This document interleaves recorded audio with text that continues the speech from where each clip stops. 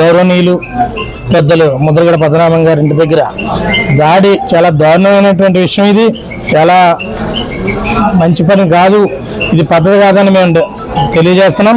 ఇది ప్లాన్గా జరిగింది తప్ప ఏదో మత్తులో ఉన్నాడు అన్నది కూడా మభ్యపెట్టడం అన్నది అది మంచి పని కాదు. అతను పూర్తిగా ఎంక్వైరీ చేసి దీని వెనకాల ఎవరున్నారు, ఎవరు చేయించారు అనేది కూడా నిర్ధారణ చేయవలసిన అవసరం ఈ ప్రభుత్వం మీద ఉంది అని మేము డిమాండ్ చేస్తున్నాం. ఇది చాలా దారుణమైన విషయం. ఈ మధ్యకాలంలో అనేక దాడులు జరుగుతున్నాయి, ఇవన్నీ కూడా ఒక ప్లాన్గా జరుగుతున్నాయి. అందులో భాగంగానే ఈరోజు పెద్దలు ముద్రగడ పద్మనాభం గారింటి గారు కూడా అందులో భాగంగానే జరిగిందని మా అనుమానం. దీని అనుమానంగా వదిలేయకుండా క్లియర్గా ఎవరైతే దోషి ఉన్నాడో దోషిని పూర్తిగా ఎంక్వైరీ చేసి అతన్ని కఠినంగా శిక్షించాలని డిమాండ్ చేస్తాం.